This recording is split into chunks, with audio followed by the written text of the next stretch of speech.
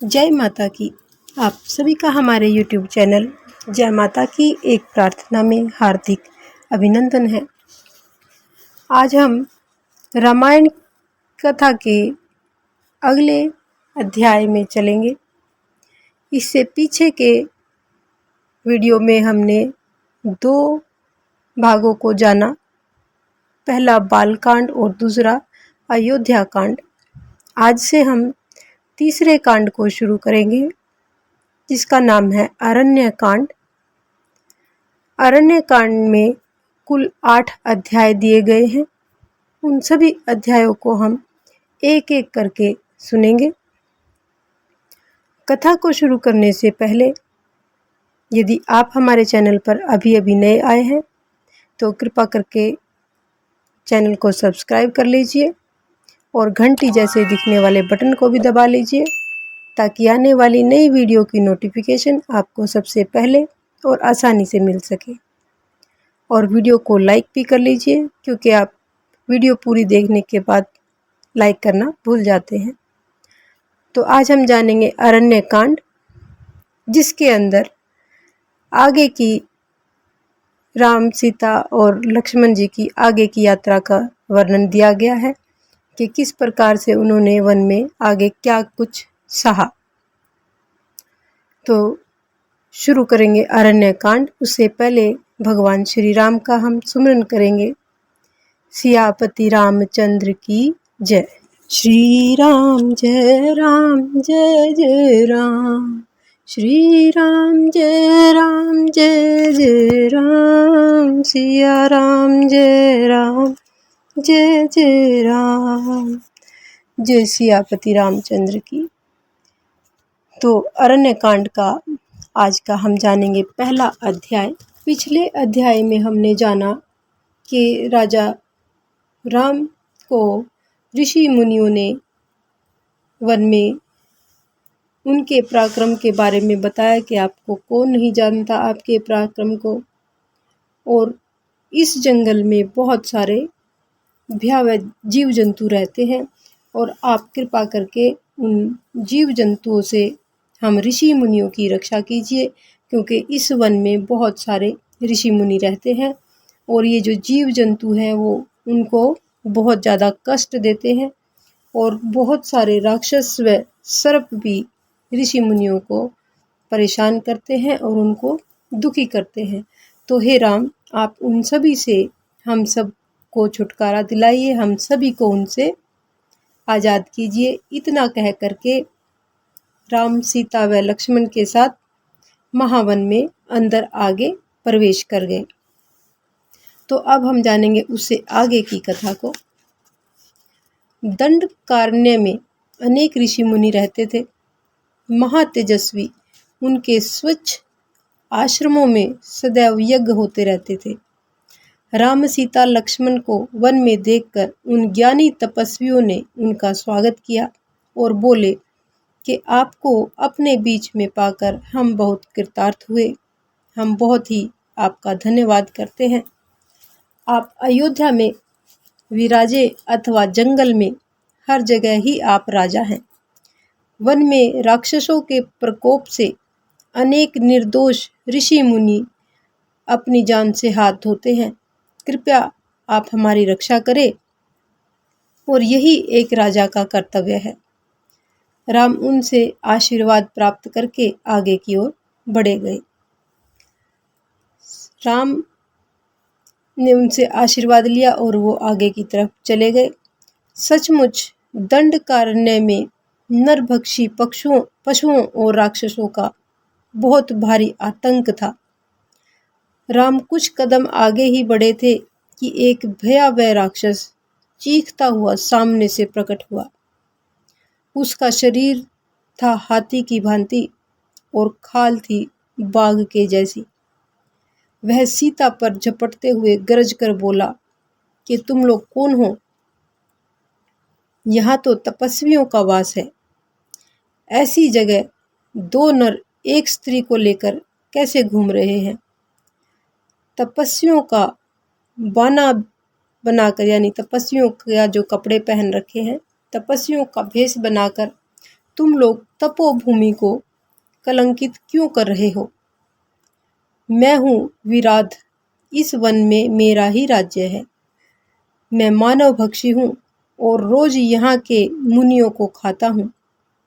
हाँ, आज इस सुंदरी को पाकर तुम लोगों को छोड़ दूंगा। इस राक्षस का नाम था विराट, जो मानव भक्षी यानी मनुष्यों को खाता था और बहुत सारे ऋषि मुनियों को खा चुका था। तो अब आज उसने सुंदरी सीता को देखा तो उसने कहा कि आज मैं मनुष्यों को छोड़ करके आज इस सुंदरी को खाऊंगा। बेचारी सीता तो थर थर कांपने लगी डर के मारे। राम ने देर नहीं की और अपना धनुष ताना और बाण से उस अभिमानी राक्षस के 2 टुकड़े कर दिए। अंतिम समय निकट जानकर उस राक्षस ने कहा कि हे राम, आज तुम्हारे हाथों से मरकर मुझे शांति मिली। तुम्हारा शौर्य इंद्र के समान है। विराट राक्षस का वध करके राम महर्षि शरभंग के आश्रम में जा पहुंचे। महर्षि शरभंग बहुत ही वृद्ध थे और मृत्यु के दिन गिन रहे थे। राम को सीता व लक्ष्मण के साथ आश्रम में देख करके बोले कि तुम आ गए राम, मैं तो तुम्हारी ही प्रतीक्षा में बैठा था। आज तुम्हारे दर्शन पाकर मैं धन्य हुआ। अब मैं परम धाम को जाऊंगा और तुम मेरी अंतिम क्रिया कर देना। यह कहकर महर्षि शरभंग अग्नि में प्रवेश कर गए और परम धाम को पहुंच गए। फिर वन के अन्य ऋषि मुनियों ने भी श्री राम से यही प्रार्थना की कि वन में वे राक्षसों से बहुत परेशान हैं और राम उनकी उन राक्षसों से रक्षा करें।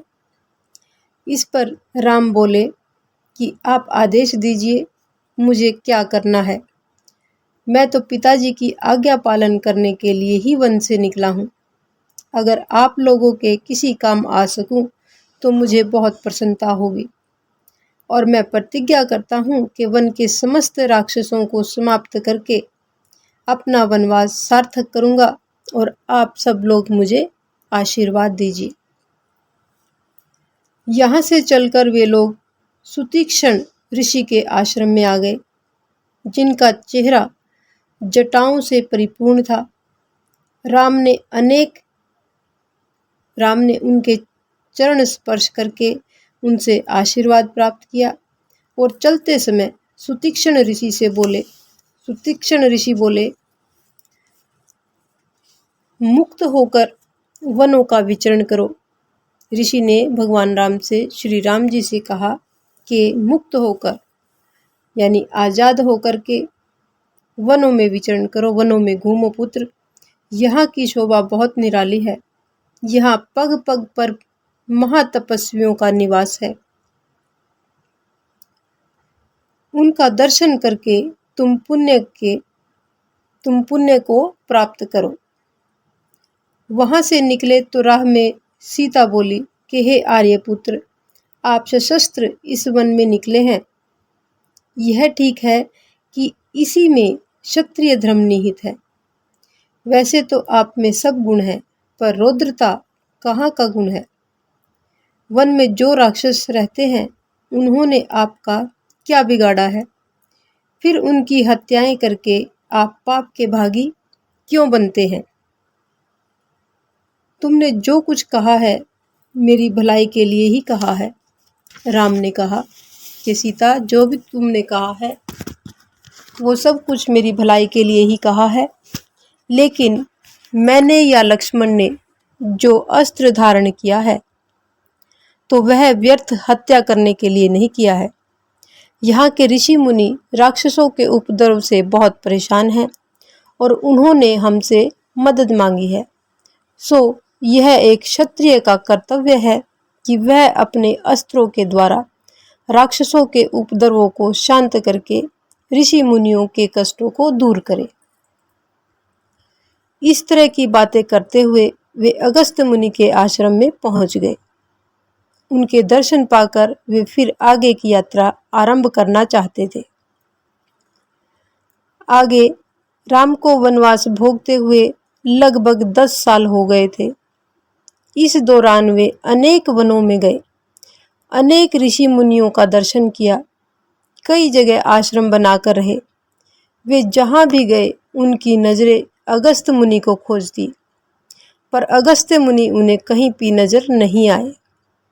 तब वे पुनः सुतीक्ष्ण ऋषि के आश्रम में आए और उनसे अगस्त्य मुनि का पता पूछा। इस पर सुतीक्ष्ण ऋषि बोले कि सुनो वत्स, यहाँ से दक्षिण दिशा से 16 कोस दूर एक बहुत ही विशाल पीपल का वन है, जो हमेशा हरा भरा रहता है और जहाँ सदैव पक्षियों का मधुर शोर गूंजता रहता है। वहां पर ही रहते हैं अगस्त्य मुनि के भाई। कुछ दिन उन्हीं के वन में पड़ाव डालना, फिर वन के किनारे किनारे 4 कोस और दक्षिण दिशा की ओर जाना। वहीं पर मिलेंगे तुम्हें ऋषि अगस्त्य। इस प्रकार राम अगस्त्य मुनि से जा मिले। जिस तरह से उन्होंने सुतीक्ष्ण ऋषि ने राम को रास्ता बताया, उसी तरह उसी रास्ते पर चलते चलते वो एक दिन अगस्त्य मुनि के पास जा पहुंचे और उनसे मिले। अगस्त्य मुनि तो उन्हें देखते ही गदगद होकर के बोले कि मेरे अहोभाग्य जो आज तुम यहाँ पर पधारे। तुम्हारी प्रतीक्षा में ही तो अब तक मेरे नेत्र तरस रहे थे। हे पुत्र, मेरे पास कई अस्त्र शस्त्र पड़े हैं जो देव असुर संग्राम काल के हैं। वे आज से सब तुम्हारे हुए।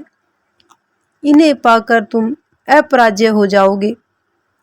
सीता व लक्ष्मण को भी अपने आश्रम में पाकर मैं बहुत प्रसन्न हूँ और इनका त्याग बहुत ही अनुपम है। उनकी ये सब बातें सुन के राम ने कहा कि हे ऋषिवर, आपकी अनुकंपा से ही हम तीनों उपकृत हुए। यानी आपकी हम पर अनुकंपा है और हम बहुत ही प्रसन्न है कि हमें आपके दर्शन करने को मिले। तुम लोग चाहो तो अपना डेरा भी यहीं पर जमा लो। तुम्हारे यहाँ रहने से यह स्थान भी पवित्र हो जाएगा। अगस्त्य मुनि बोले, वैसे कहीं एकांत में रहना चाहो तो यहाँ 8 कोस की दूरी पर ही पंचवटी है। बड़ा ही भव्य वन है और गोदावरी नदी के पानी से सिंचित है। वहां रहकर तुम्हें भला लगेगा। यानी अगस्त्य ऋषि ने कहा कि मैं तुम तीनों के दर्शन पा करके बहुत ही प्रसन्न हूँ और तुम लोग यहीं पर मेरे आश्रम में ही अपना डेरा डाल सकते हो।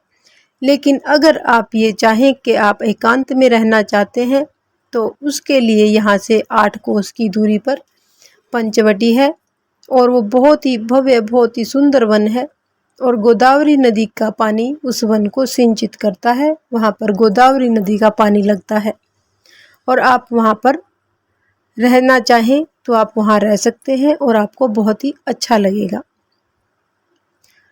रात भर राम, सीता व लक्ष्मण तीनों ने वहीं पर अगस्त्य मुनि के आश्रम पे निवास किया और सुबह होते ही मुनि का आशीर्वाद लेकर वे पंचवटी की ओर चल दिए।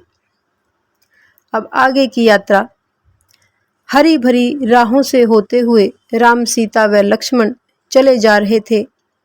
अचानक बीच में विशाल शरीर वाला एक पक्षी आ खड़ा हुआ। लक्ष्मण ने सोचा कि कोई राक्षस है, बस धनुष तान करके बोला कि तुम कौन हो। पक्षी ने राम से हाथ जोड़ करके कहा, जब से सुना है कि आप दंडकारण्य में पधारे हैं, तब से आपके दर्शनों के लिए भटक रहा हूँ और मैं जटाऊ हूँ राम। यहाँ पर उनकी मुलाकात जटाऊ से होती है और वो अपना परिचय देते हैं। तुम्हारे पिता का मित्र जटायु जो थे वो राजा दशरथ के मित्र थे, तो उन्होंने अपना परिचय दिया कि राम, मैं तुम्हारे पिता का मित्र हूँ, सो मुझे अपना मित्र ही जानो, मुझे भी अपने साथ रहने की अनुमति दे दो, मैं तुम्हारी मदद ही करूँगा। राम ने उनकी याचना को स्वीकार कर लिया और जटायु को अपने साथ लेकर पंचवटी की राह पकड़ी और पंचवटी के लिए चल पड़े। तो ये था अरण्य कांड का पहला अध्याय, जो यहीं पर संपन्न होता है। तो आज की कथा को हम यहीं पर विराम देते हैं। अगली कथा में, अरण्य कांड के दूसरे भाग में, हम आपसे अगली वीडियो में मिलेंगे। अगर आपको हमारी ये कथा, ये वीडियो पसंद आई हो तो एक लाइक का बटन अवश्य दबाएं, और अगर आपको कथा पसंद नहीं आती है तो आप डिसलाइक का बटन भी दबा सकते हैं। इस प्रकार की और भी अन्य धार्मिक रोचक कथा कहानियों को जानने सुनने के लिए हमारे चैनल पर बने रहें। जय माता की, जय श्री राम।